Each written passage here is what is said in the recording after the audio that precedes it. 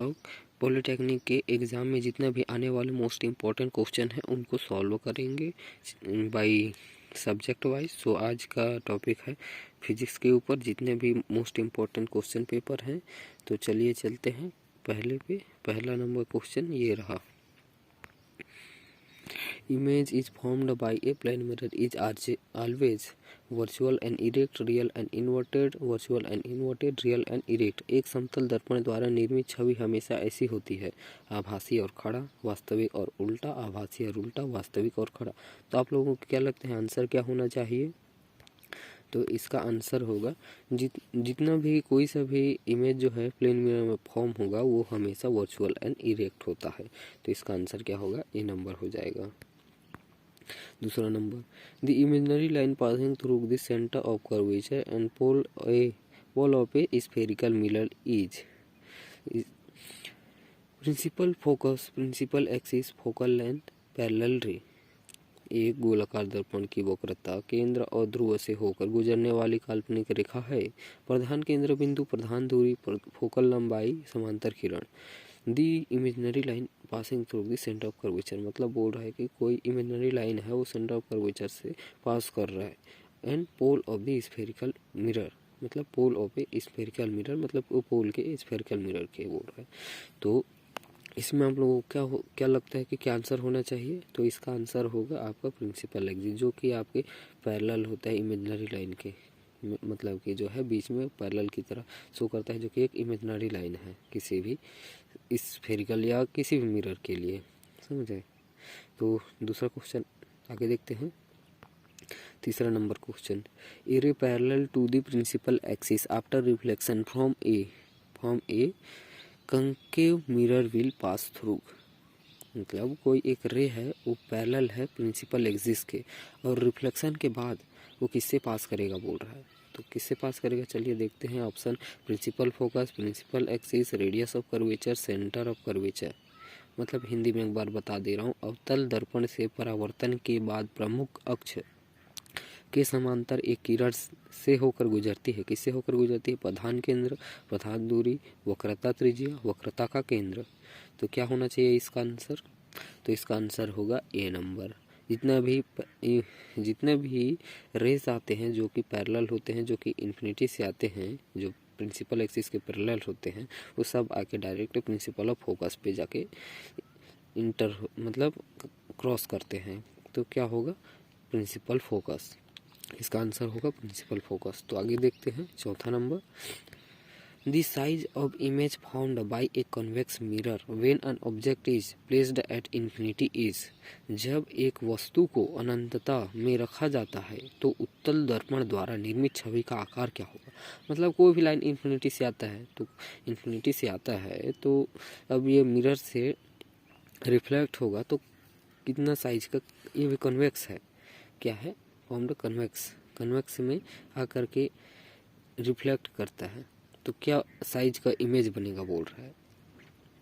जाहिर सी बात है इसका आंसर होगा पॉइंट साइज, क्योंकि इन्फिनिटी से चाहे कोई सा मिरर है इन्फिनिटी से आता है तो हमेशा हमारा इमेज जो क्या फॉर्म होता है? पॉइंट साइज फॉर्म होता है। तो चलिए आगे देखते हैं पांचवा question, among the following colours which bend the most when white light undergo dispersion is. मतलब जब सफ़ेद प्रकाश का विकिरण होता है तब निम्न में से कौन सा रंग सबसे ज़्यादा झुकता है? कौन सा झुकता है? ऑप्शन देखते हैं, इंडिगो, रेड, ऑरेंज, येलो, नील, लाल, नारंगी, पीला। तो कौन सा होगा? तो इसका आंसर आप लोगों को क्या लगता है? चलिए देखते हैं। इसका आंसर होगा ए नंबर, इंडिगो, नील रंग, जो कि ये इसका आंसर है। क्यों होता है ये तो अभी तक मेरे को भी नहीं पता, बाकी आप लोग सर्च जरूर करिएगा। चलिए next 6 number, the twinkling of star is due to. Twinkling of star, तारे की टिमटिमाहट का कारण है। क्या कारण है? Atmospheric refraction, atmospheric diffraction, atmospheric dispersion, scattering of light by the particles in atmospheric, scattering of colloidal. तो इसका आंसर क्या लगता है आपको?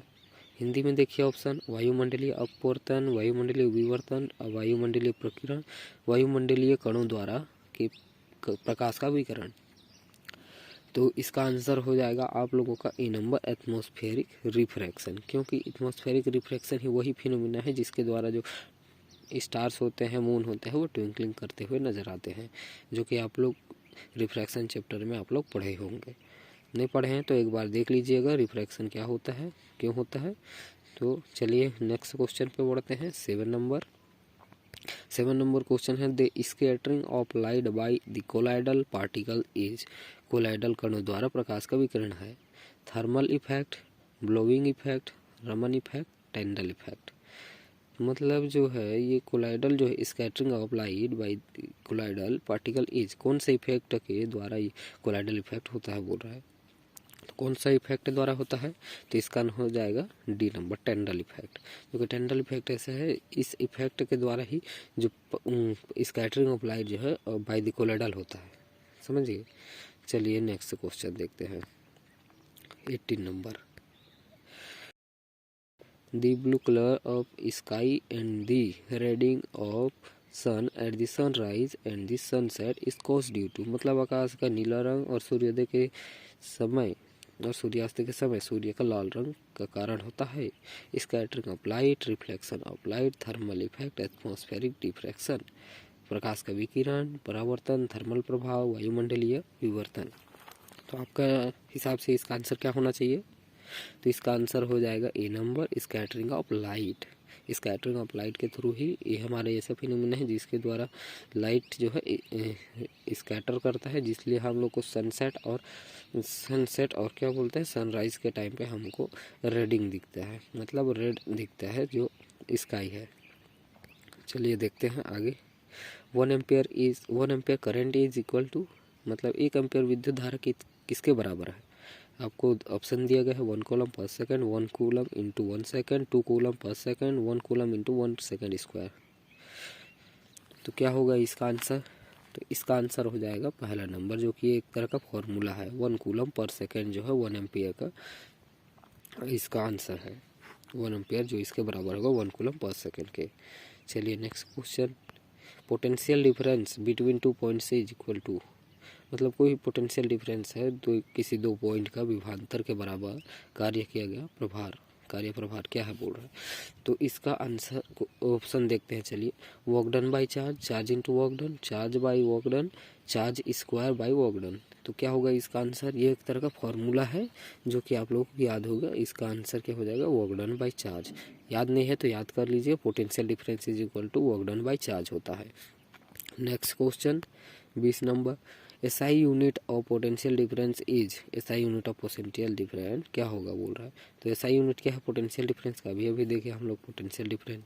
तो इसका एसआई यूनिट क्या होगा, इसका एसआई यूनिट होता है एम्पियर वोल्ट कॉलम जूल। क्या होता है इसका एसआई यूनिट, वोल्ट होता है, इसका वोल्ट होता है। किसी भी जैसे बैटरी का पोटेंशियल डिफरेंस नापते हैं दोनों पॉइंट का, तो क्या भी नापते हैं हम लोग, वोल्ट में नापते हैं, इसलिए इसका एसआई यूनिट होगा volt. Next question, ohm is equals to, ohm किसके बराबर है, ओम किसके बराबर है। अभी जस्ट हम लोगों ने पढ़ा है ओम बोले तो मैंने अभी पहले पढ़ाया था potential difference is equal to I R होता बर हो गया यहाँ पास। तो इसका आंसर हो जाएगा वोल्ट पर एम्पियर, मतलब 1 वोल्ट में 1 एम्पियर, जो कि आप लोगों का ओम का फॉर्मूला है, जो कि ओम को बोला जा सकता है resistance. Resistance is equal to potential difference upon में आपका जो है ये एम्पियर, जो कि ये वहाँ से डिराइव हो गया है। तो चलिए नेक्स्ट क्वेश्चन पे बढ़ते हैं। 23 number, if the length of the metallic wire is double then the resistance of wire, मतलब the length of the metallic wire, कोई एक मेटालिक वायर है, धातु के तार है, उसकी लंबाई को जो दोगुना कर दिया गया है, तो तार का प्रतिरोध क्या होगा कह रहा है। तो किसी भी कोई भी एक मेटल धातु इसके आगे उतना और जोड़ देंगे तो उसका जाहिर सी बात है डबल ही हो जाएगा। तो इसका आंसर क्या हो जाएगा आपका, डबल हो जाएगा। इसका आंसर क्या हो जाएगा, 2 गुना हो जाएगा। तो चलिए नेक्स्ट क्वेश्चन पे बढ़ते हैं। 24 नंबर है SI unit of resistivity. SI देखिए यहाँ पर रेसिस्टेंस और रेसिस्टिविटी अलग होता है, तो इसलिए इसका आंसर अलग हो जाएगा, एसआई यूनिट ऑफ रेसिस्टिविटी। तो इसका आंसर क्या होगा, प्रतिरोध का एसआई इकाई क्या होगा आपका ए नंबर। ये ए नंबर देखिए, ए नंबर ओम मीटर, तो इसका आंसर है ओम मीटर। 25वां number, when the resistor are connected in series, जब कोई रेसिस्टर है वो सीरीज में कनेक्टेड है तो क्या होगा बोल रहा है, current through the each resistor is the same as the total in the circuit, total voltage across each resistor is same as the total change in circuit. The same of the circuit, the same of the current passing through the each resistor is same as the total current in the circuit. The effective resistance is less than the smallest of individual resistance. मतलब देखिए इतना लंबा चौड़ा है तो इसको हटाइए, पहले डायरेक्ट हम लोग आंसर पे आते हैं। Current through the each resistor is same as the total current in the circuit, मतलब जो जितना भी रेसिस्टेंस है अगर उसको कनेक्ट कर देंगे हम लोग सीरीज में तो हर उस रेसिस्टेंस पे उतना ही करंट जाएगा जितना सर्किट पे जा रहा है लोड, उतना ही आएगा। तो current passing through the each resistor is same as the total current in the circuit, ये इसका आंसर है। यह इसका आंसर है पहला नंबर। इसको हिंदी में देख लीजिए आप लोग, जब प्रतिरोधकों को श्रृंखला में जोड़ा जाता है तब प्रत्येक प्रतिरोधक की विद्युत धारा परिपथ के विद्युत धारा के समान होती है। समझ गए, ये इसका आंसर है। इक्विवेलेंट, अब देखते हैं पैरेलल के लिए जो है, equivalent resistor RP of the parallel combination when two resistor R1 and R2 are connected in the parallel is equal to, मतलब कोई दो रेसिस्टर है जो कि पैरेलल कनेक्टेड हैं, जो कि इसका टोटल जो है आरपी को इसका क्या होगा टोटल इसका निकालेंगे, मतलब इक्विवेलेंट क्या होगा बोल रहा है। जब प्रतिरोधक R1 और R2 को समांतर में जोड़ा जाए तो समांतर संयोजनों का समतुल्य आरपी प्रतिरोध क्या होगा। ऑप्शन देखते हैं, RP is equal to R1 plus R2 divided by R1 R2, RP is equals to R1 R2 by R1 minus R2, none of this, the number RP is equals to R1 R2 upon R1 plus R2। तो ये एक तरह का formula है जो कि parallel combination के लिए है, तो इसका फॉर्मूला आप लोगों को याद है नहीं है तो फिर इसको याद कर लीजिए। RP इज इक्वल्स टू होता है R1 R2 upon R1 plus R2। तो चलिए नेक्स्ट क्वेश्चन पे चलते हैं, ये रहा इसका आंसर। थैंक्स, बस आज के लिए इतना ही। तो आगे हम लोग और भी ऐसे ही क्वेश्चन लाते रहेंगे, तो इसके लिए लाइक सब्सक्राइब और शेयर ज़रूर करें। जितना से जितना हो सके आप लोग अपने दोस्तों के साथ पहुंचाएं, या तो नहीं पहुंचा सकते तो खुद ही इसका फ़ायदा उठाइए और जितना हो सके और पढ़िए और पीपीटी का एग्ज़ाम को क्रैक कीजिए। तो इसका अगर आप लोग PDF डाउनलोड करना चाहते हैं तो लिंक डिस्क्रिप्शन में मैं डाल दूँगा और आप लोग इससे इसका PDF डाउनलोड कर सकते हैं। धन्यवाद।